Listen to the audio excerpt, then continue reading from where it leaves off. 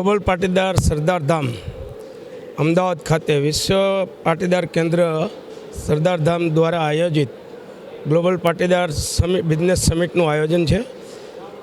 આ અગાઉ 2018માં પણ આયોજન કરવામાં આવેલું, એ પ્રથમ આયોજન હતું। આ બીજું આયોજન છે। મિશન 2026ના ઉદ્દેશથી દર 2 વર્ષે આવી સમિટ કરવાની અને લોકોને ઉદ્યોગ ધંધામાં વિકાસની ગતિ ઉપર મદદરૂપ થવા માટે અનેકવિધ વિચારોમાં યુવા વર્ગને જોડવા માટે, શિક્ષિત કરવા માટે, ધંધાના વિકાસ માટે અનેક વિચારોને જોડીને આ ગ્લોબલ પાટીદારનું આયોજન થાય છે।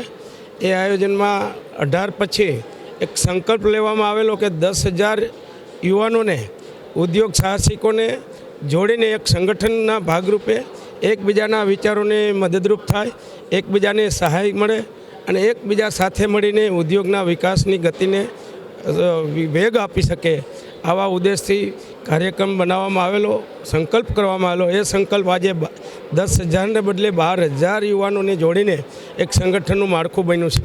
ત્યારે આજે સમાજમાંથી ખૂબ પ્રતિસાદ મળી રહ્યો છે અને આ માત્ર પાટીદારનો જ પ્રસંગ છે એમ નહીં, પણ એક પાટીદાર લીડરશિપમાં આવીને અન્ય સમાજને માર્ગદર્શન પૂરું પાડે, અન્ય સમાજે આવા કાર્યક્રમો કરે અને પોતાના વિકાસની સાથે સમાજના વિકાસની સાથે રાષ્ટ્રનો વિકાસ, આવા ઉદ્દેશથી સમસ્ત પાટીદાર સમાજ, આ ગુજરાતનો સમસ્ત પાટીદાર સમાજ ભવ્ય આયોજન કર્યું છે। ત્યારે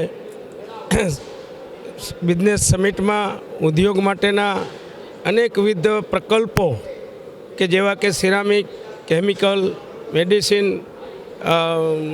વણાટ ઉદ્યોગ, અનેક હાથવણાટ, અનેકવિધ નાના મોટા ઉદ્યોગોને માર્ગદર્શન પૂરું પાડવા માટેના આ પ્રકલ્પોને રજૂ કરીને અને માર્ગદર્શન પૂરું પાડવા માટેનું આયોજન થયું છે। અને આ આયોજનના ભાગરૂપે સમાજના બૌદ્ધિક જે ઉદ્યોગ સાહસિકો હોય, જે સફળ ઉદ્યોગપતિઓ હોય, ભારતના નામાંકિત ઉદ્યોગપતિઓ હોય, એવા લોકોના માર્ગદર્શન તળે આ કાર્યક્રમનું આયોજન કરવામાં આવેલું છે। અને અનેકવિધ આ ઉદ્યોગપતિઓ, માર્ગદર્શકો ખૂબ જ પ્રમાણમાં હાજરી આપી અને સમાજને માર્ગદર્શન પૂરું પાડશે અને આવતા ભવિષ્યમાં પાટીદાર સમાજની સાથે અન્ય સમાજને જોડીને એક રાષ્ટ્રને બળ પૂરું પાડીને દુનિયાની જે ગતિ છે એ ગતિવિધિમાં જોડવા માટેનો એક પ્રયાસ છે।